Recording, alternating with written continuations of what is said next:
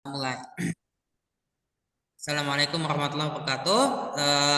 Teman-teman, lagi ya, jumpa kembali. Saya tidak perlu memperkenalkan diri lagi ya, kayaknya, karena sudah ketemu di semester yang lalu. Untuk yang IAT kemungkinan semester depan masih ketemu sama saya satu kali lagi, satu mata kuliah.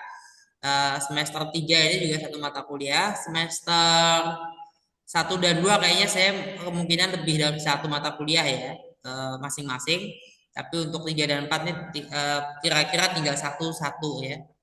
Eh, Yaitu kita sekarang belajar filsafat ilmu.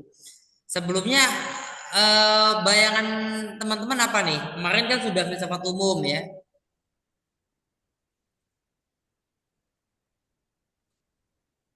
Bayangan teman-teman apa nih?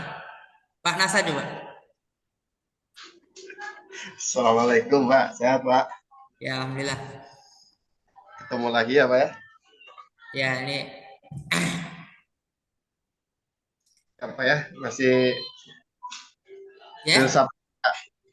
Kemarin juga Pak, Kenapa? eh, nilainya kurang memuaskan bagi saya Pak ya. Ya, Saya untuk yang teman-teman yang kelas karyawan yang daring ya, memang nilainya kurang ini ya. Saya juga kemarin sempat terutama kok ada siapa itu? Kalau mengulang, saya kira gini, kalau mengulang untuk mata kuliah filsafat umum dan untuk mata kuliah logika, kalau mengulang sebaiknya nggak ngambil mata kuliah ini, filsafat ilmu. Saya nggak tahu ini boleh atau enggak kalau kalau di perguruan tinggi yang lebih mapan, yang sudah sedemikian jadi ya, itu nggak boleh sama sekali total. Dosanya biasanya juga akan mengeluarkan kalau ada yang tidak lulus mata kuliah. Jadi ada mata kuliah apa namanya syarat ya, prasyarat. Harus itu dulu yang lulus, ya. Baru boleh mata kuliah lain. Pak dosen itu ada link absen, tapi kenapa logika ya itunya ya? Enggak, itu enggak. Itu salah ini ya, Pak, salah ini. Oh ya, baik baik Pak dosen. Itu semester satu.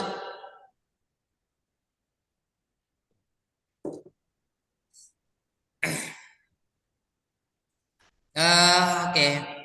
Tadi kita oh ya tadi saya tanya apa bayangannya teman-teman, bayangannya apa untuk mata kuliah filsafat ilmu ini? Karena kemarin sudah filsafat umum. Bayangannya apa? Ya satu kata dua kata coba. Pak Derajat apa yang dibayangkan? Kritis sih Pak. Kalau satu kata kritis. Oke. Artinya gini Pak, kalau dijabarin kalau yang saya tangkap kita belajar filsafat ini kan apalagi filsafat ilmu ini yang saya yang ada di pikiran saya bagaimana sih kita bisa mampu berpikir kritis atau kita mampu menelaah sesuatu keilmuan. Bahkan kita kadang-kadang harus berpikir dari sisi pandang yang lain bahwa sekarang yang sesuatu yang kita anggap benar itu belum tentu loh kalau kalau kita berpikir kritis itu menjadi suatu kebenaran, bahkan ada kebenaran yang lain yang perlu kita sandingkan gitu loh. Bahkan kebenaran yang belakang itu bisa jadi menjadi sesuatu yang kedepannya itu yang diakui oleh masyarakat. Itu sih Pak yang saya pikirkan. Bagaimana kita belajar lebih kritis atas suatu keilmuan sih Pak. Rohnya seperti apa sih gitu loh. Ya, ada juga beberapa sebetulnya ya terkait filsafat ilmu. Jadi filsafat ilmu itu ya filsafat eh, tentang ilmu. Ya, artinya teori-teori pengetahuan yang kita pelajari. Dan lebih dari itu, kita mempelajari filsafat sebagai system of knowledge.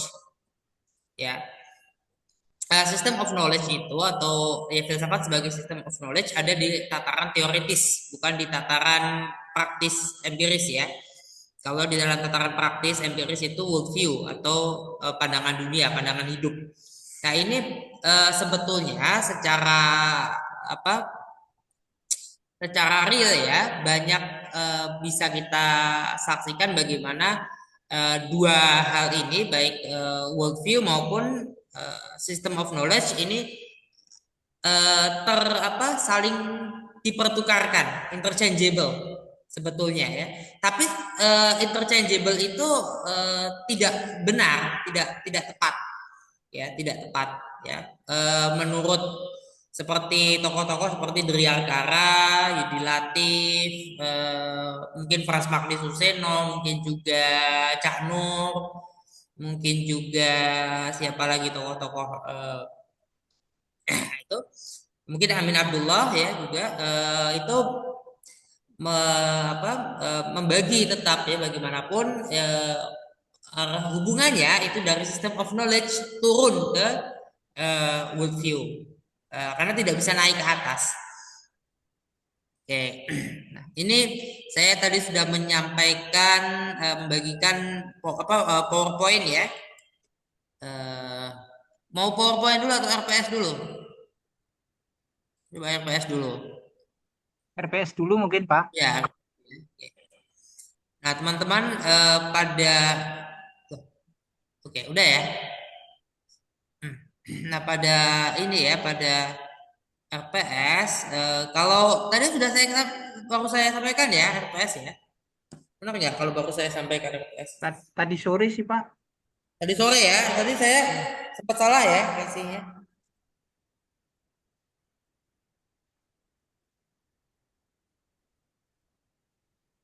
Ini RPS jam 7.28 ya, saya kasih. PPT tadi jam 4.24 sudah saya kasih.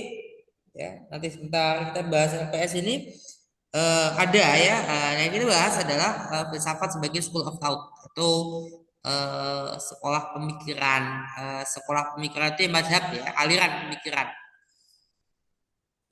Ini 6 buku ya yang menjadi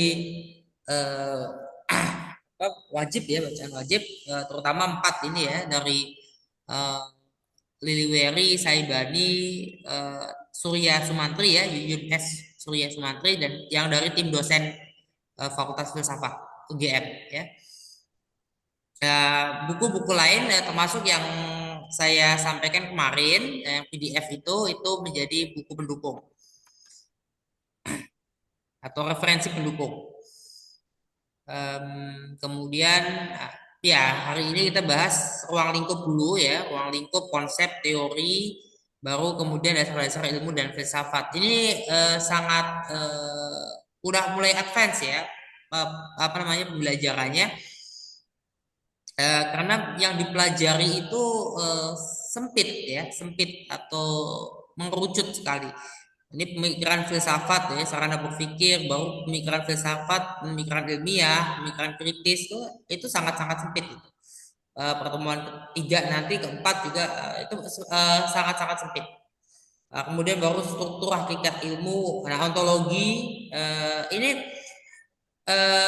pada pembahasan cabang ya, ontologi, epistemologi dan aksiologi itu memang terpisah ya, antara bukan berarti itu berbeda, tapi ontologi dengan ontologi ilmu itu berbeda. Ontologi masih bicara ontologi secara umum, tapi kalau sudah masuk ontologi ilmu itu bicara ontologi adalah kerangka untuk melihat realitas ya. Dalam bukunya Lili Weri ada lebih dari satu tabel yang menjelaskan kerangka-kerangka paradigmatik ya. Nah, kerangka-kerangka paradigmatik itu terdiri atas ontologi ilmu, epistemologi ilmu, aksiologi ilmu ya, dan tentunya metodologi ilmu. Metodologi itu kan di bawahnya epistemologi ya, atau selanjutnya dari epistemologi, bab paling penting dari epistemologi. Nah, ini metode ilmu ya. Makanya kalau kita belajar metodologi penelitian atau metode penelitian, itu kan ada metode penelitian yang umum, general, ada metode penelitian yang lebih khusus ya. Kemudian kita sebagian belajar statistika. Setahu saya Fakultas Usuluddin tidak belajar statistik. Saya nggak tahu, Fakultas Usuluddin setahu saya tidak belajar statistik, tapi fakultas lain seperti misalnya FISIP itu belajar statistik. Nah, itu bagian dari pembicaraan diskusi tentang metode-metode. Kemudian baru filsafat sebagai hakikat paradigma, struktur penelitian ya, arah integrasi ilmu. Saya sengaja mencoba memasukkan kita pada diskursus integrasi ilmu, ya, masuk dalam pembahasan integrasi ilmu nanti dalam diskurs filsafat ilmu itu. Bagaimana agama, ilmu-ilmu sosial budaya, ya, itu dapat komunikasi satu sama lain, ada korespondensi antara itu ya, antara disiplin-disiplin tadi, antara agama dengan ilmu pengetahuan. Nah, ini kita bahas kemudian dari PPT yang tadi. Ya, teman-teman sudah tahu ya kira-kira apa filsafat itu, jadi sudah mengerti filsafat, batasan dari filsafat. Definitif ya, batasan definitif. Jadi kalau bicara filsafat ilmu adalah filsafat ilmu pengetahuan atau filsafat pengetahuan, filsafat sebagai system of knowledge, teoritis. Sudah masuk ya.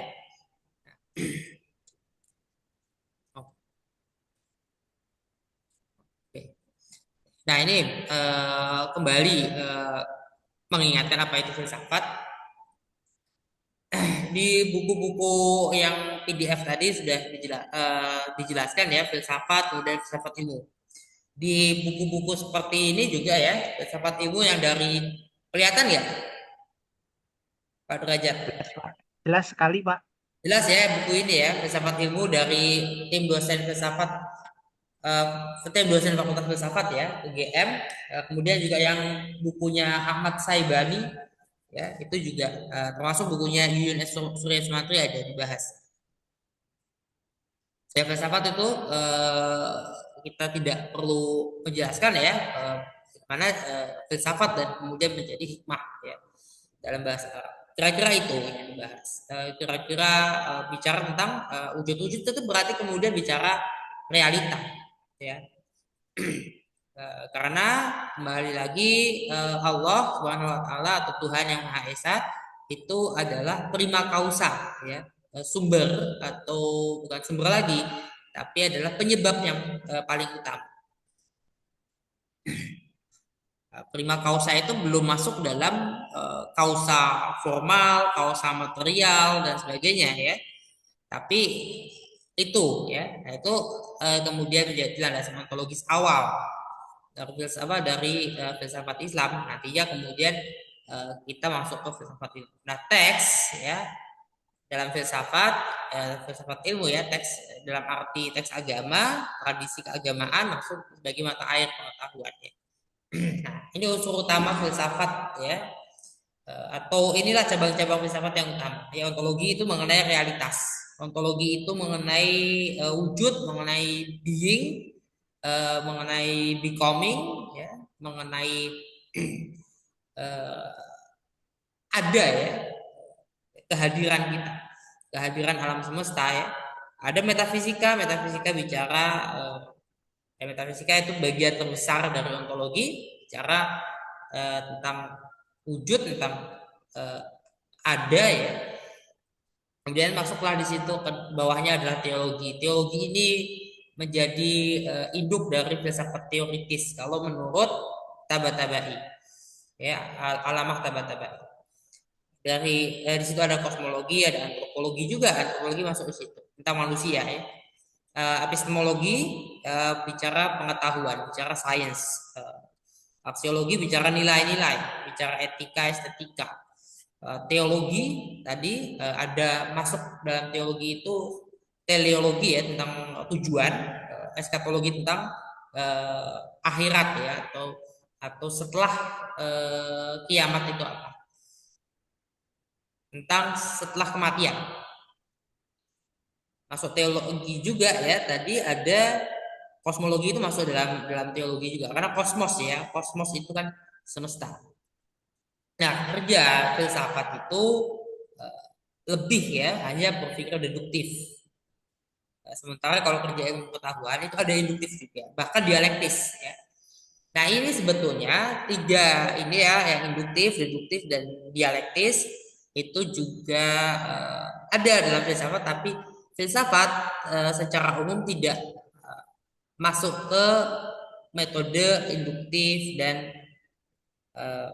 dialektis tadi. Filsafat ilmu yang masuk ke situ, kira-kira itu ya. Nah, manusia itu mengetahui dari mana? Ada pengalaman ya.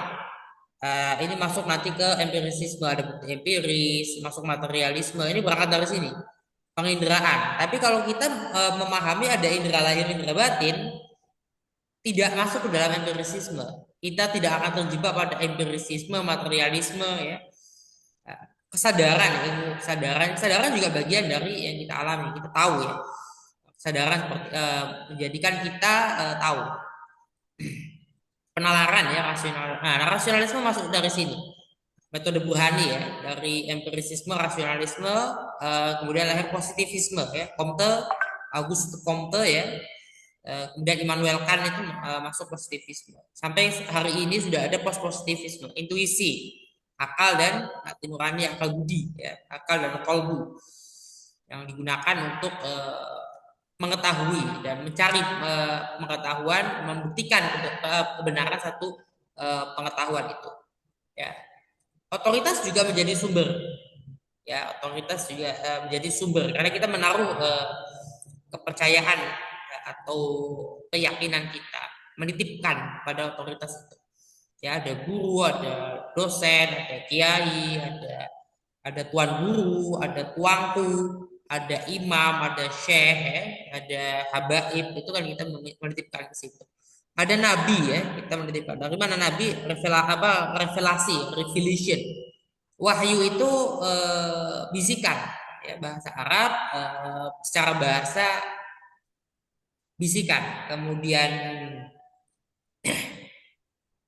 revelation adalah penyingkapan, vision, penglihatan. Kira-kira itu.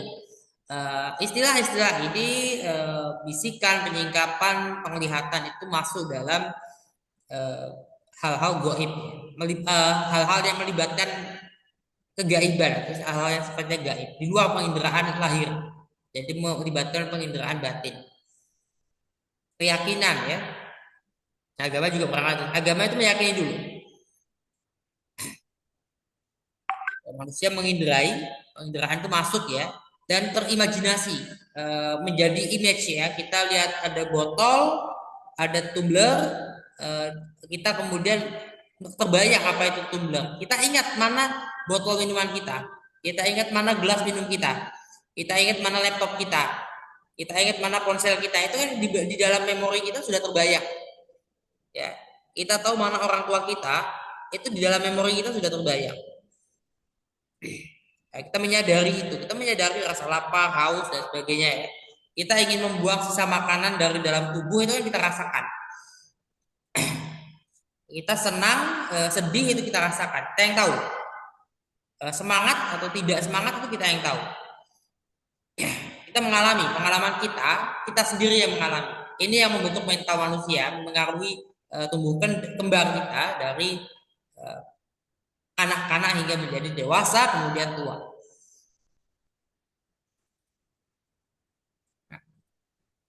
Filsafat, sains, dan agama itu punya keterkaitan.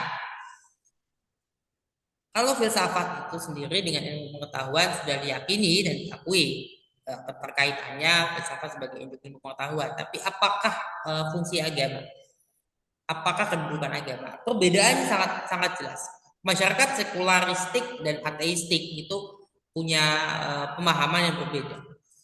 Masyarakat sekuler dan masyarakat ateis, masyarakat agnostik juga atau deis ya, deis juga punya pandangan yang kira-kira begitu. Mereka antara kontras atau konflik. Kontras itu nggak ada sama sekali. Berbeda. Udah agama ya agama, sains ya sains. Ya, ilmu pengetahuan itu beda dengan agama. Padahal ujung-ujungnya juga keduanya itu ada filsafat di dalam. Nah, konflik itu ya bertentangan. Ini latar belakangnya adalah otoritarianisme gereja di Eropa pada masa abad pertengahan yang dikenal abad ke-8. Ya, sebagai kasusnya salah satu yang terkenal ya.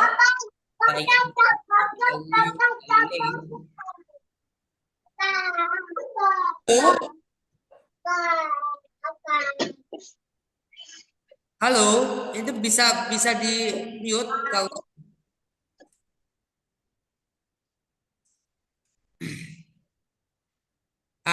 eh, ya tadi kontras dan konflik ya. Enggak mau. Nah, oke. Ada kontak dan konfirmasi. Ya kalau kontak dan konfirmasi ini kira-kira bisa berjalan bersamaan ya atau beriringan. Kalau kontak itu kan dari dialog ya, bagaimana ilmu pengetahuan memahami teks agama. Nah, kemudian konfirmasi teks agama eh, memperkuat ya ilmu pengetahuan. Contohnya teori Big Bang ya, dan kemudian dikaitkan teori Big Bang dengan gradasi wujud misalnya ya, yang asalnya dari Hikmah Isyraqiyah dan Mahmud.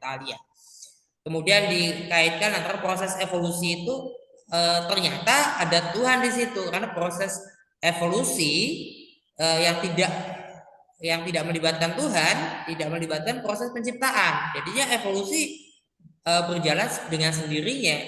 Ya, yang itu sudah pernah dicoba berkali-kali, manusia gagal menciptakan kehidupan atas keinginannya sendiri. Ya, nah ini tolaknya kan berbeda. Agama itu berawal dari keyakinan, sudah yakin dulu. Nah, sementara ilmu pengetahuan itu kira-kira sama dengan titik tolak filsafat. Ya, dari ragu dulu. Kira-kira ketemunya di mana? Ketemunya di mana? Sebetulnya agama ya, kalau yang saya coba untuk memahami ya, atau mencoba membayangkan, bisa jadi agama juga sebetulnya lahir dari keraguan ya, atau skeptisisme itu. Kenapa? Kalaupun misalnya bukan dari keraguan, ada keingintahuan, ada curiosity.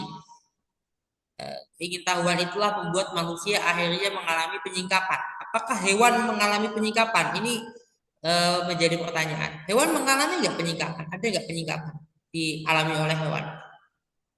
Kalaupun ada, kita tidak tahu, atau tepatnya kita tidak bisa berkomunikasi tentang itu. Ya, itu sangat jauh, membutuhkan pembahasan yang sangat mendalam. Nah, relasinya kalau filsafat dengan seni adalah kita perhatikan ada yang sangat dekat di sini. Ya, aksiologi berbicara tentang tujuan, tentang values ya, tentang values atau nah ketika bicara values ini kita juga bicara kebermanfaatan ya, kebermanfaatan. Itu akan masuk dalam estetika, masuk dalam etika. Kalau kita lihat misalnya ilmu arsitektur itu ada matematika, ada ilmu-ilmu yang berhubungan dengan teknik sipil ya, makanya teknik sipil itu ada di bawah arsitek. Kalau urutannya ya dalam industri konstruksi bangunan itu setahu saya arsitek itu paling tinggi, karena arsitek itu bicara seni juga ya, bicara seni juga. Seni kalau nggak estetik kelihatannya indah, kalau nggak ada gunanya kan nggak bisa untuk kita nikmati. Etika dan estetika ini masuk ke dalam bahasan itu tentang kepantasan, keindahan. Nah, ini bab aksiologi erat sekali ya. Nah, kata seni itu memang kerap disandingkan dengan ilmu-ilmu ya, sosial, humaniora, hingga studi agama-agama. Ya, ada gelar Master of Arts, ada gelar juga Master of Science ya. Nah, kata sains itu masuk kadang-kala sering disandingkan dengan ilmu-ilmu terapan ya, matematika juga termasuk, teknologi ya, bahkan semua rukun disiplin ilmu menggunakan sains. Tapi kalau arts cenderung tidak untuk teknologi ya, kayaknya ya jarang dipakai untuk teknologi. Tapi ini ada alasan di balik itu yang kita tidak bisa membantah alasan itu, sekalipun juga tidak bisa kemudian kita menyatakan benar. Itu nggak mutlak benar. Misalnya batas yang mana menggunakan arts, yang mana menggunakan sains, karena ternyata dua-duanya memang interchangeable, memang bisa dipertukarkan. hanya kebiasaan-kebiasaan kita saja. Nah, ada masalah-masalah kontemporer ya. Nah, ada linearisme. Saya membuat sendiri coba istilah linearisme, atau ya kita memandang linearitas sebagai sesuatu yang seolah-olah mutlak, seolah-olah absolut, batas-batas demarkasi itu. Dimana padahal kenyataannya ada berbagai macam model, ya, klasifikasi ilmu pengetahuan, kategorisasi ilmu pengetahuan. Diagram jaring ilmu pengetahuan itu juga contoh ya. Nah, integrasi ilmu juga berangkat dari fakta yang seperti itu. Ada beberapa paradigma mainstream di sini, akan banyak lagi paradigma-paradigma yang lain ya. Nah, ini sebaran paradigmatik ya. Kalau kita baca bukunya Alo Liliweri di sini, paradigma penelitian ilmu sosial ya, Profesor Alo Liliweri, terbitan Pustaka Pelajar Yogyakarta ya, Pustaka Pelajar itu ada sekian tabel ya, ada tabel-tabel yang membahas tentang sebaran paradigmatik ini. Kira-kira komponen utama dari sebuah mazhab filsafat, dari sebuah paradigma, dari sebuah pandangan hidup, pandangan dunia, dari sebuah system of knowledge, itu ya kira-kira seperti ini. Ini tidak mutlak ya, tapi salah satu dari modelnya yang seperti ini. Kita masuk ke dalam masyarakat dunia Islam atau masyarakat Muslim dunia ya, masyarakat Islam dunia, Islamic community, world Islamic community. Nah, pasca Al-Ghazali, masyarakat Sunni kelihatannya meninggalkan filsafat, kelihatannya. Ya. Nah, tradisi kefilsafatan itu seperti ini berhenti. Setelah Ibn Rushd, kemudian yang melanjutkan adalah masyarakat yang Syiah. Masyarakat Syiah ada Mullah Sadra dengan filsafat Hikmatul Aliyah atau filsafat transendental, dilanjutkan oleh kelompok neo-Sadrian yang dimulai oleh gagasan itu neo-Sadrian itu dipelopori ya oleh Alamah Tabatabai. Gerakan reformasi Islam di Indonesia itu sudah ada sejak awal abad ke-20 sampai sekarang. Dan yang paling kontemporer itu tokoh-tokohnya ada Syed Farid Alatas ya di Malaysia, ada Syed Farid Alatas, Syed Naqib dulu ya, Muhammad Naqib Alatas, Muhammad Hussein Alatas, kemudian Syed Farid ya, Farid Alatas, kemudian Farid Anur, dan seterusnya banyak ya di Malaysia. Saya nggak tahu di Brunei ya, di Malaysia, Singapura cukup banyak. Mukti Ali di Indonesia, Harun Nasution di Indonesia, Syafi'i Ma'arif, Cak Nur, Gus Dur, Buya Hussein Muhammad, Buya Syakur, banyak lagi tokoh-tokoh reformasi Islam, reformis Islam. Nah, nantinya akan masuk dalam integrasi ini.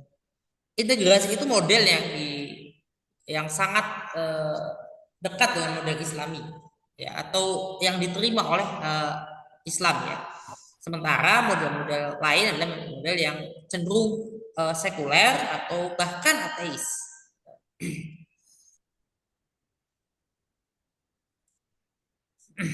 Nah, ada dialektika ya, teks ya, realitas itu berdialektika dengan teks agama. Berdialektika, dan dialektika itu terbentuk ya, terkonstruksi, yang mengkonstruksi itu individu-individu dalam golongan-golongan, termasuk kuasa di situ. Nah, akal itu merupakan alat yang bisa membuat kita memahami, membuat kita menginterpretasi, menafsirkan dialektika itu. Buat kita bisa juga mengkonstruksi dan mendekonstruksi dialektika itu. Nah, model pohon ini kelihatannya seperti berbeda dengan model web of knowledge, tapi sebetulnya ada kaitannya atau setidaknya tidak berlawanan, tidak bertentangan. Ya. Nah, kalau jaring web of knowledge ini masuknya teks itu di tengah-tengah sebagai inti. Ya, nanti ada macam-macam di pinggir-pinggirnya itu semakin lama semakin banyak, dan itu berkaitan erat satu sama lain. Nah, dalam pengembangan ilmu pengetahuan dan teknologi itu ada strategi-strategi nanti yang kita juga akan membahas itu dalam membicarakan integrasi ilmu ya. Monodisiplin, multidisiplin, nggak usah saya jelaskan ya, atau perlu saya jelaskan nggak kira-kira? Interdisiplin, transdisiplin ya. Ya, itu barangkali ya sedikit yang bisa saya sampaikan. Eh,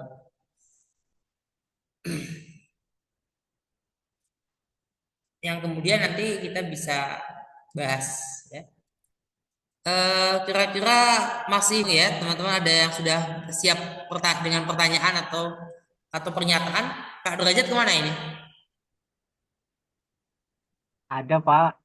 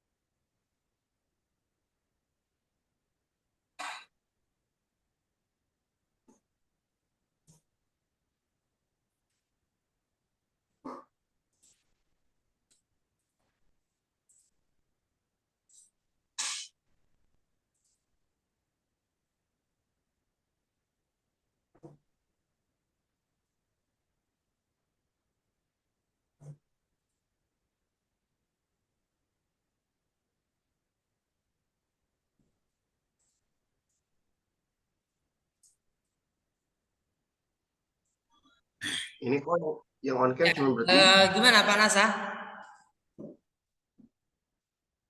Kayaknya udah siap nih Pak Nasa, coba apa yang mau disampaikan? Ya Pak.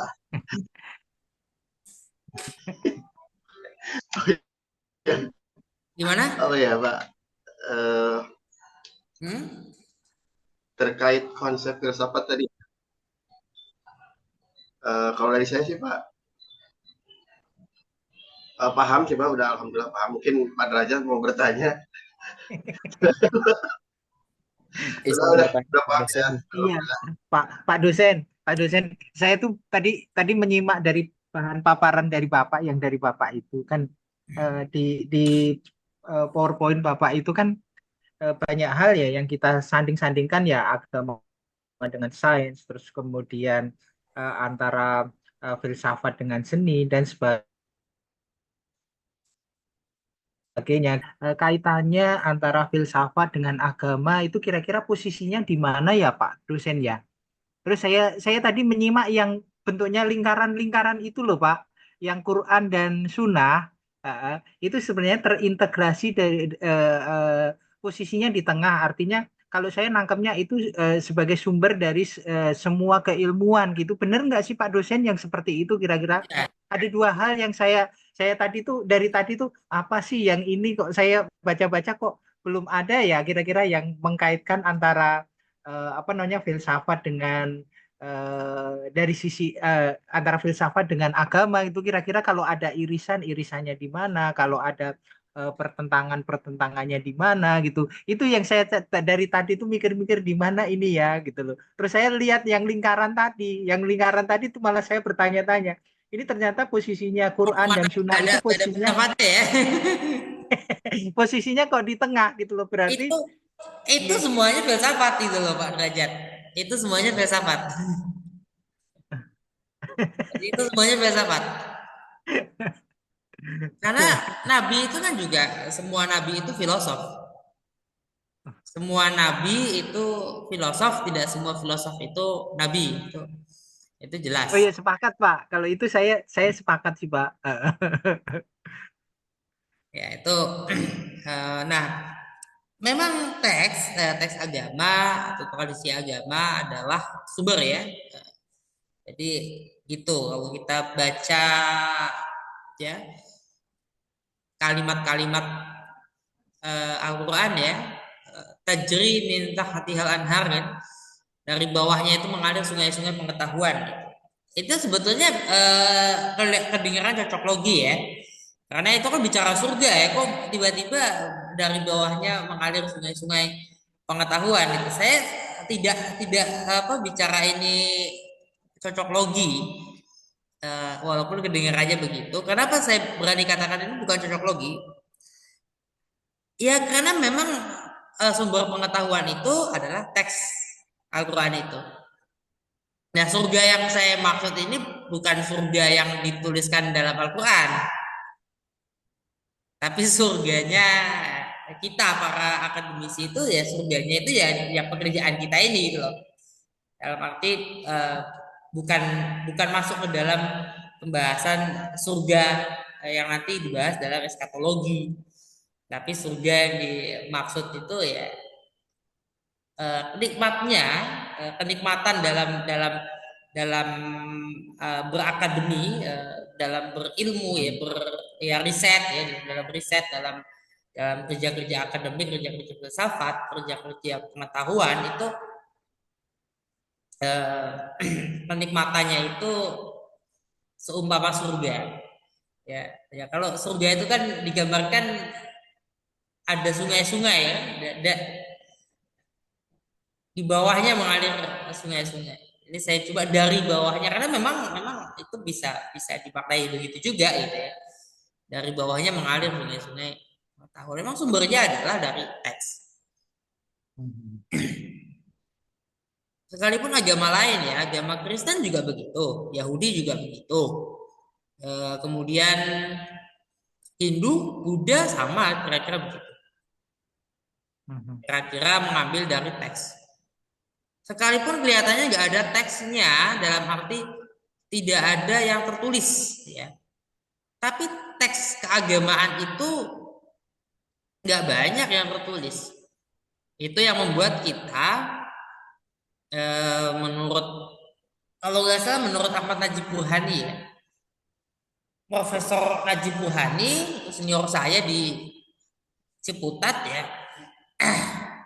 Wakil Ketua Umum IKALUIN Jakarta itu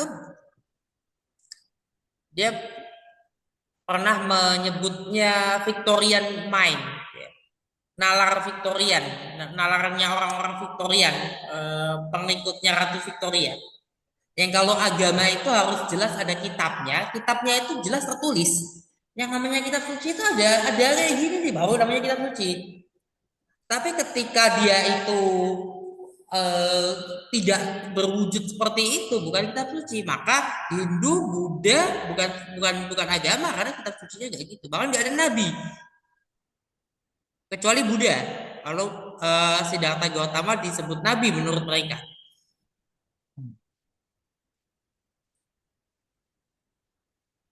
Nah itu Victorian mind itu seperti itu.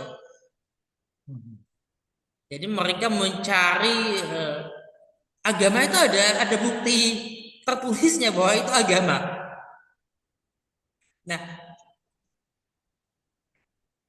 kita harus mengakui atau ini walaupun nggak wajib ya hukumnya, tapi saya katakan harus ya.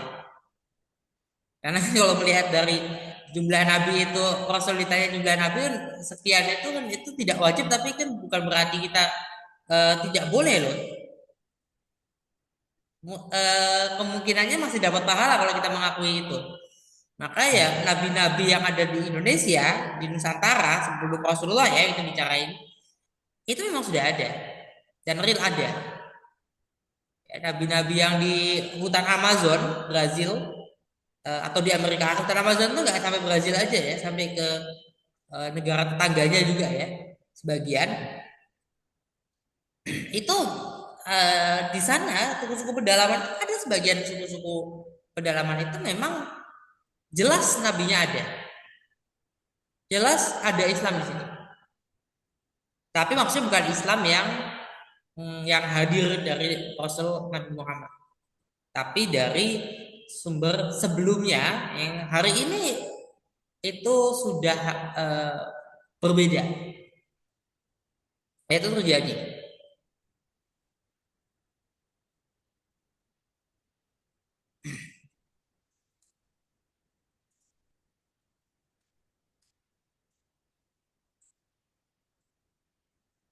Gimana Pak Derajat? Menarik sih Pak dosen. Saya tertarik dengan yang tadi tuh Pak dosen. Bahwa di Jawa tuh ada nabi, di Amazon ada nabi gitu loh. Ya, walaupun tidak Nah, wajib ya, kita ya, boleh dong berharap pada pahalanya kalau mengakui ada, ya kan? Kalau kita berani mengatakan Sokrates itu nabi, nabi itu buat agama saya, Sokrates nabi, walaupun kita nggak wajib, tetap boleh dong berharap pada pahala. Sokrates memang sebelum sebelum Nabi Isa loh, Sokrates itu duluan Sokrates ya dari Nabi Isa ya. iya. Kalau dari kacamata filsafat tuh melihatnya seperti apa sih Pak Gimana? dosen? Kacamata filsafat melihat seorang nabi itu kayak apa sih Pak? Mereka seorang filosof juga kali ya Pak ya? Betul ya, begitu ya Pak? Karena berangkat dari pertanyaan filosofis ya, itu kan pertanyaan filosofis. Kemudian itu pengalaman mendapatkan wahyu adalah pengalaman mistis. Nah, lantas apakah semua pengalaman mistis itu merupakan wahyu? Kan tidak. Semua pengalaman mistis itu mungkin berhubungan dengan penglihatan. Maka itu dalam dalam bahasa Inggris juga ada perbedaan antara vision yang itu umumnya bentuknya menurut tradisi Eropa itu lebih ke kalau vision itu mulainya dari mimpi. Makanya dalam dalam teks surah Yusuf kan ru'yah kan? Ru'yah itu kan yang dilihat, Hmm. ya. Dari kata ru'yah juga kita mengenal kata rakyat ya. Rakyat itu juga karena itu, karena yang dilihat, yang jadi patokan ya alat alat eh, apa namanya? Indikator ya. Indikator itu kan ru'yah juga. Penglihatan vision. Nah, vision itu juga ru'yah. Ro'aya gitu ya. Ro Hamzah kalau nggak salah. Ro Hamzah ya.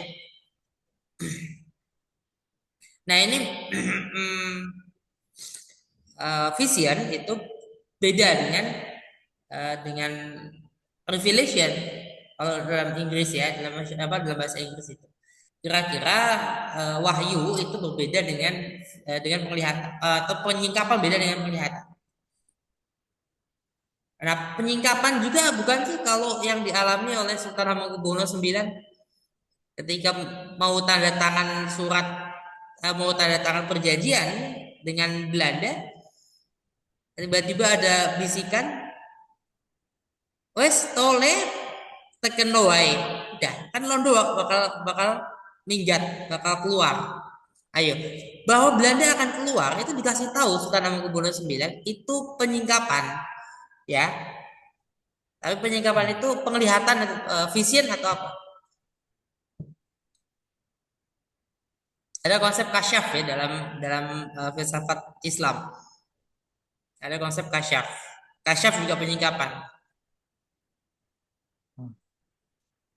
Nah, kasyaf dan wahyu ke bahasa Inggris tetap disebutnya revelation.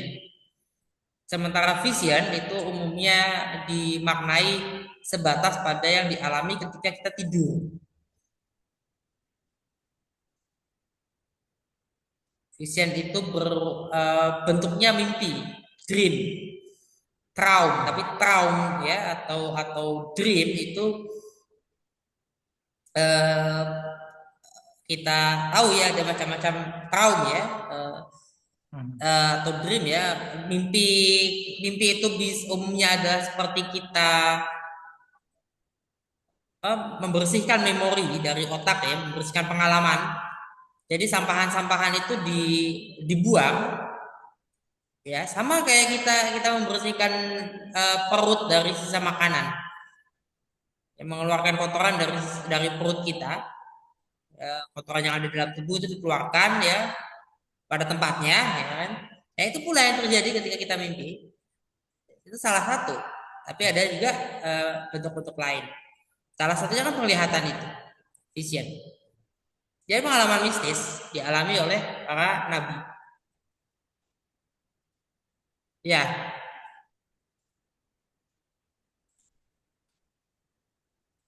gimana Pak Nasa? Silakan. Pak, izin bertanya Pak ya. Tadi membahas tentang kasyaf Pak ya. Itu salah Penyingkapan satu Pak. ini ya. Itu kenapa Pak bisa Gimana? beda-beda ya? Contoh, itu kenapa bisa berbeda ya tentang penyingkapan itu dalam metodologi filsafat ilmu itu kan kalau bicara kita surat Al-Kahfi ya ada kisah tentang Nabi Musa dengan Khidir ya. Eh, itu kan Nabi Musa tidak tahu ya penyingkapan apa yang kejadian-kejadian yang akan terjadi di masa depan. Nah, itu bagaimana Pak metode metode cara berpikirnya sehingga cara berpikir Khidir yang di situ dengan Nabi Musa itu berbeda ya? Apakah dari pengaruh metode berpikir yang berbeda atau seperti apa ya?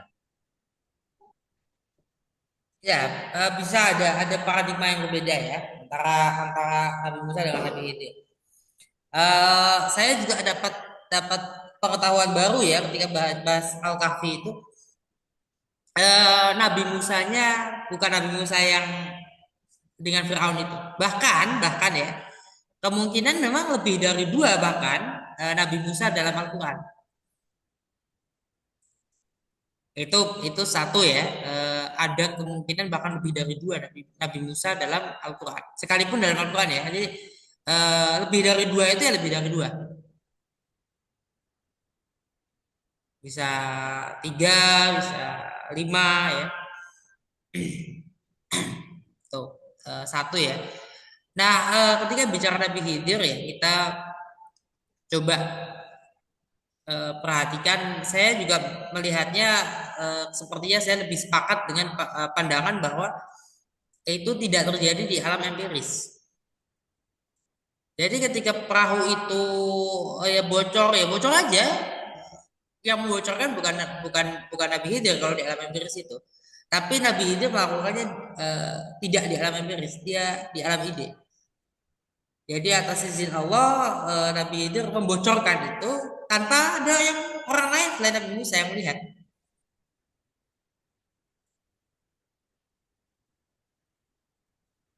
Jadi kelihatannya di mata Nabi Musa Nabi Khidir kan membocorkan itu. Nabi Khidir kan membunuh anak. Nabi Khidir ini menegakkan kembali tembok yang akan runtuh. Kelihatannya, tapi ternyata itu ya kalau orang lain melihatnya, oh tiba-tiba bocor, oh tiba-tiba ini orang meninggal, oh tiba-tiba temboknya bakal ini lagi tegak lagi itu aja. Nah ini apa gambaran yang kira-kira ya. Nah kalau apakah kasyaf ya gini, ada satu cerita juga yang diceritakan oleh dosen saya ya ketika membahas tasawuf ya. Filsafat mistisisme. Jadi Pak Haidar Bagir itu nggak sepakat dengan mata kuliah tasawuf itu di situ sebagai tasawuf saja, tapi lebih umum lah, supaya lebih umum filsafat mistisisme. Nah, ketika itu asisten beliau itu cerita tentang ada kejadian masuk masjid nih ya, akan Jumatan, akan sholat Jumat bahkan itu.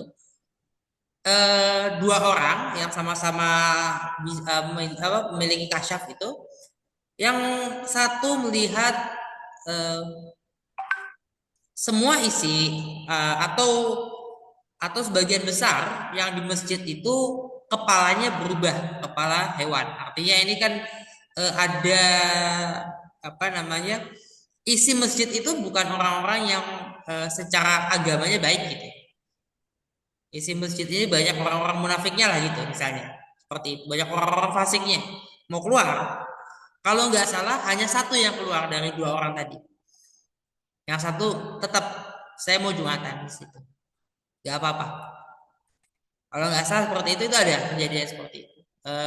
Nggak tahu itu kejadian nyata atau tidak, tapi cerita itu ada. Itu bisa terjadi.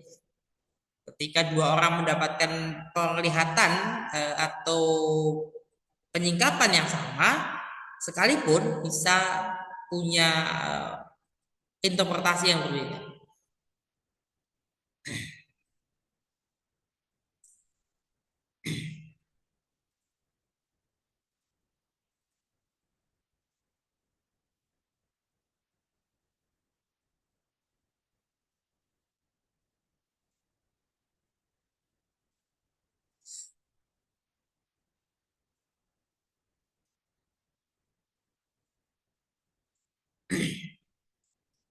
Gitu ya, barangkali di sini 17 orang hadir ya. Saya coba. Hmm.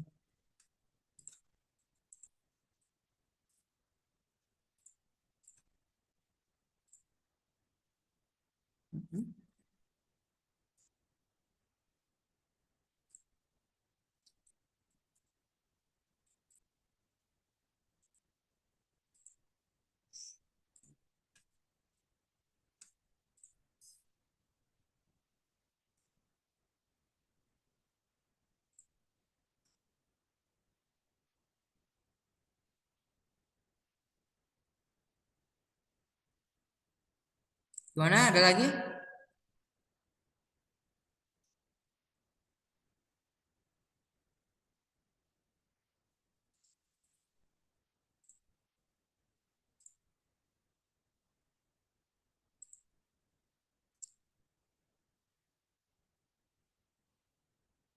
Itu lagi Pak, Silakan. tadi Pak Derajat yang bilang bahwa di Jawa ini ada nabi ya. Saya sih pernah baca hadis bahwa nabi itu kan yang diutus itu 124.000 ya. Tapi saya nggak tahu ya. Saya baru dengar kalau di Indonesia atau di Jawa ini ada. Ya, ini menjadi satu ini ya, satu diskurs yang luar biasa karena tidak ditemukan makam Nabi itu kan. Nah, ini yang jadi pertanyaan. Di Asia Tenggara kok tidak ditemukan ada makam Nabi? Ya setidaknya inilah yang berasal dari ya sama kira-kira di Amazon itu ketemu nggak makam Nabi? Kok ketemunya makam Nabi di Persia ada, sampai Afghanistan, sampai deket-deket India itu ada lah. Sampai Mediterania itu walaupun di pantai utaranya ya, pantai utara Mediterania masuk Eropa ya, ada makam Nabi loh.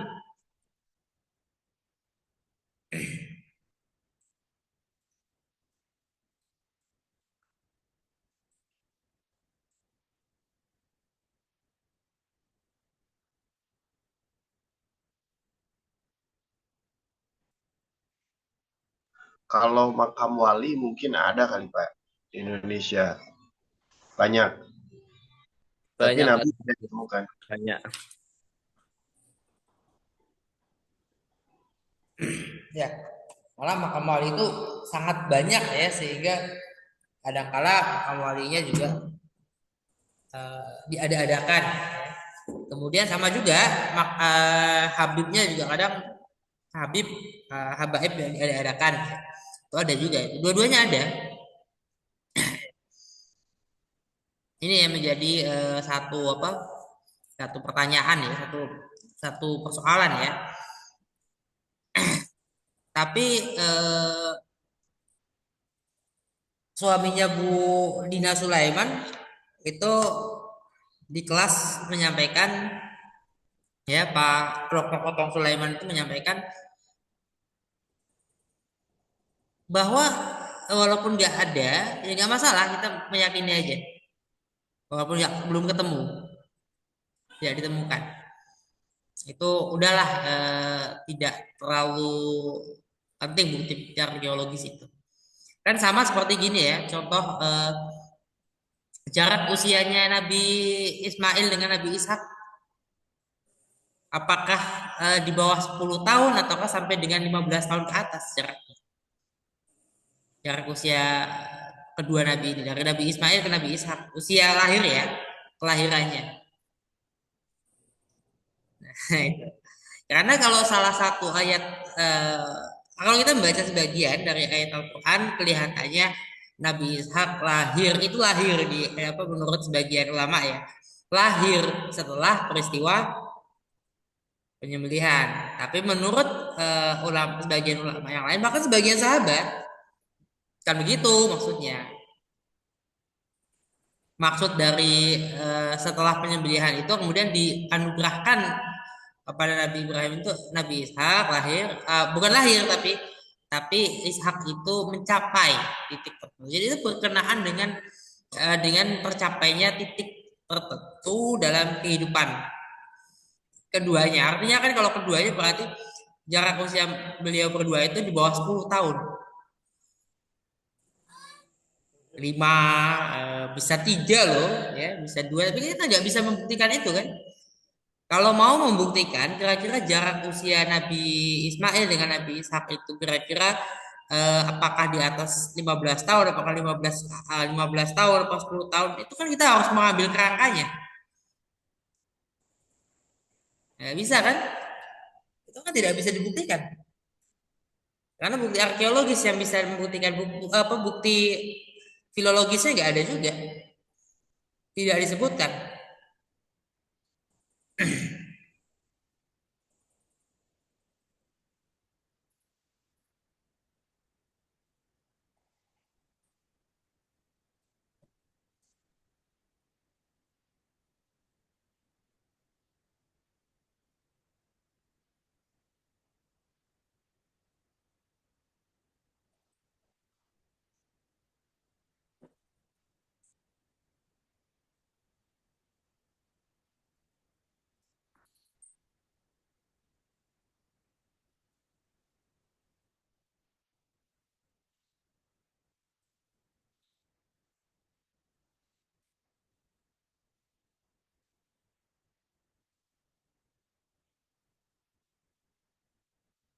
Nah, kita bicara filsafat ilmu ya tadi ya, berkaitan dengan apa yang akan kita bahas ke depan. Coba ada apa misalnya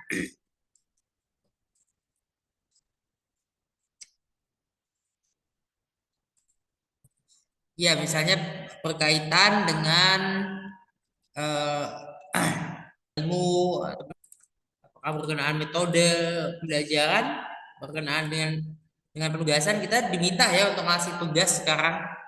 Walaupun tugas itu juga diupayakan tidak terlalu berat ya terutama untuk melatih teman-teman bisa melakukan riset walaupun sedikit ya.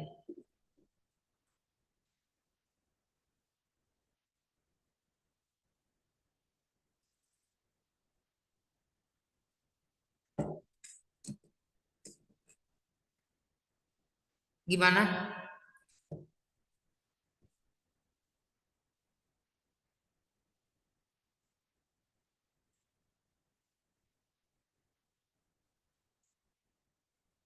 Ada pertanyaan nggak? Karena kita ini kuliahnya lebih mengerucut harapan kita itu ke depan ya mengerucut karena semuanya adalah tema-tema topik-topik yang sangat sangat kecil ya sangat sempit.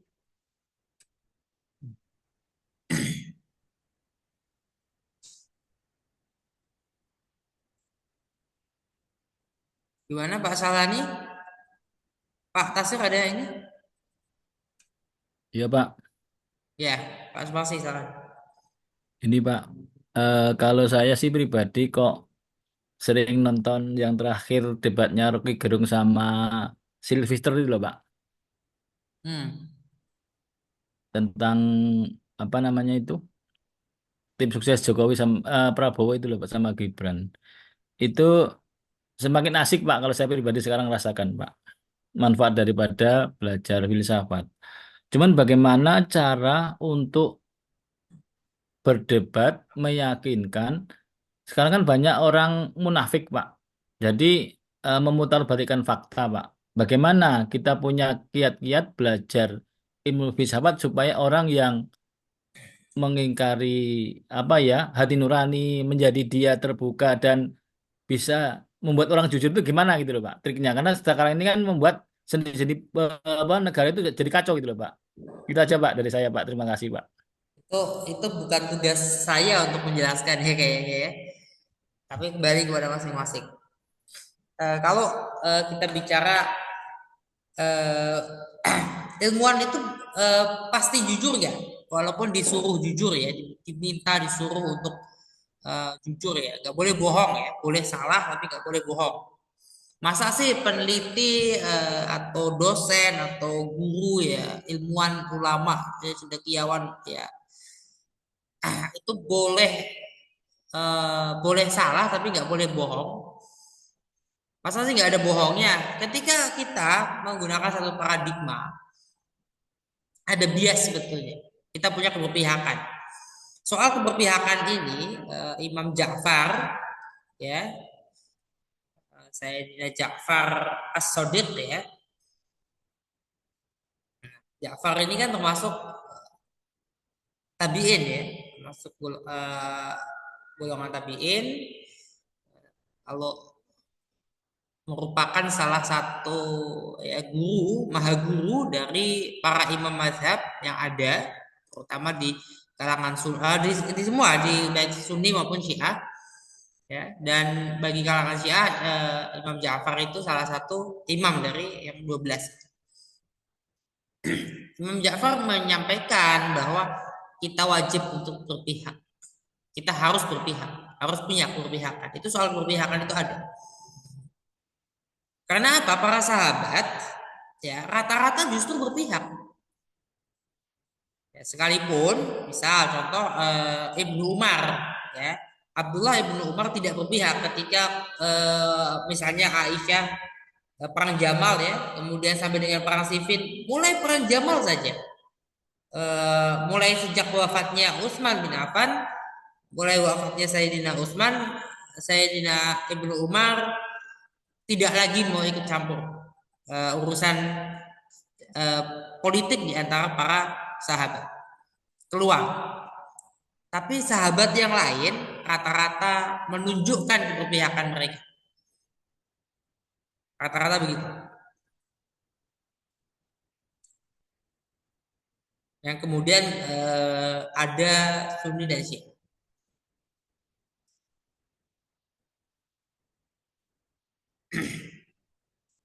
Sunni dan Syiah itu baru muncul setelah itu jauh-jauh belakangan sekali, belum ada Sunni bahkan sebelumnya.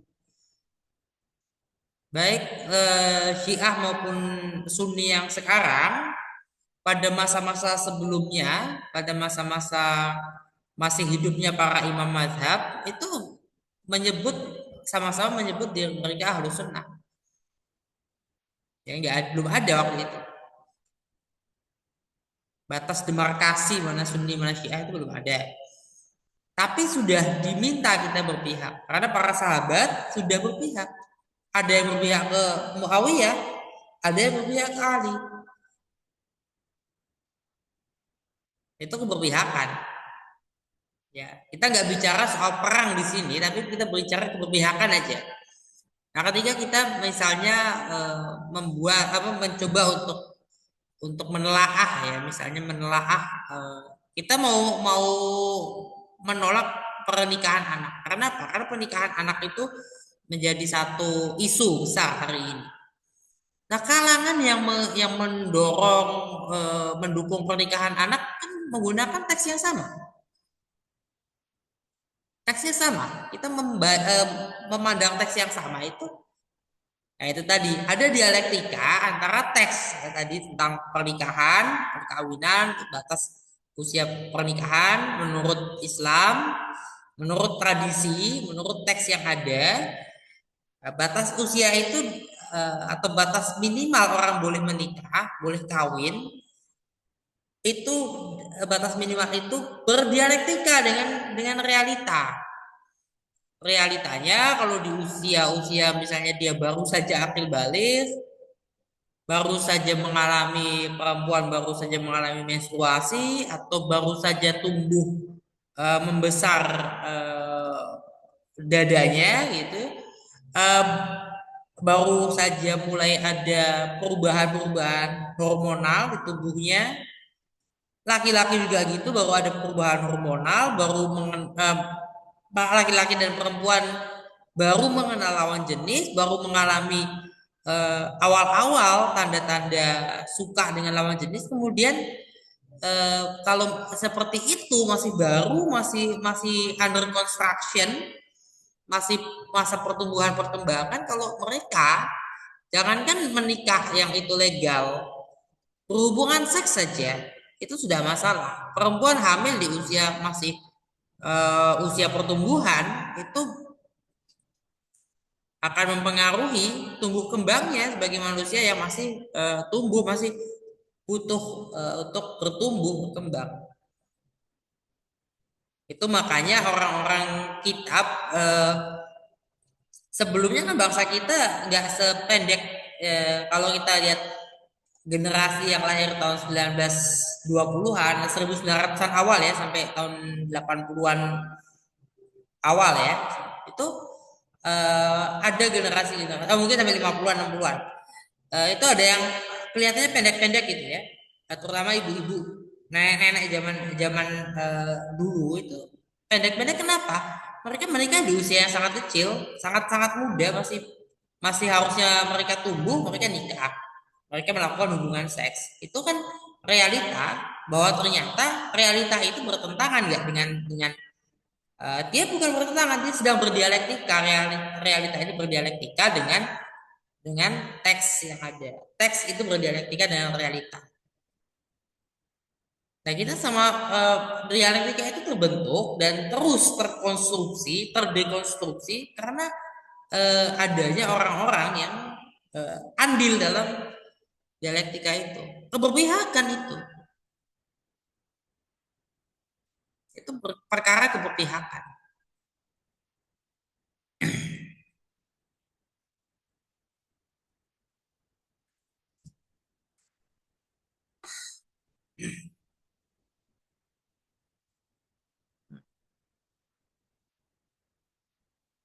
Oh.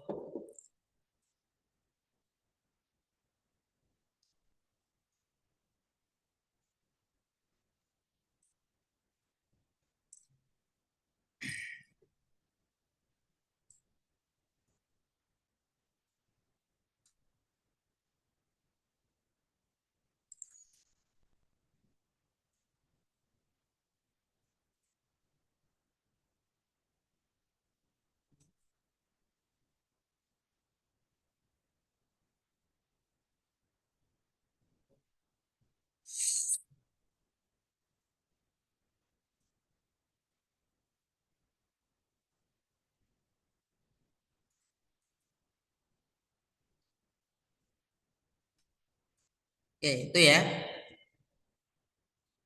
Nah, minggu depan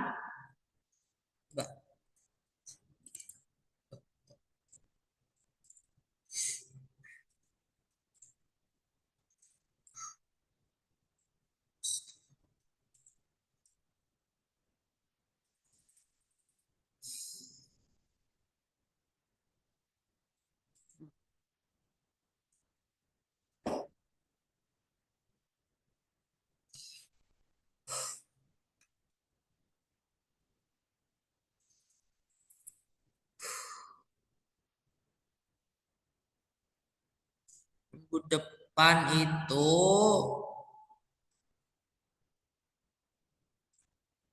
ya kita akan bahas dasar-dasar ilmu ya, dasar-dasar ilmu dan filsafat. Ya, filsafat adalah induk nanti ya. Kita akan bahas lagi terkait itu ya, terkait ilmu dan maksudnya terkait dengan filsafat ya. Kemudian dasar-dasar ilmu pengetahuan. Ini nanti diambil materinya dari buku-buku yang ada ya. Sudah masuk dalam bab-bab yang berkaitan dengan ruang lingkup ya, ruang lingkup kedudukan ya, dari filsafat ilmu ya. Kemudian masuk ke dalam objek kajian ya sistematika problematikanya gitu. Masuk ke situ nanti. Itu yang akan kita bahas berikutnya. Ya, sudah 9:30. Gimana Pak Derajat? Ada lagi nggak ini?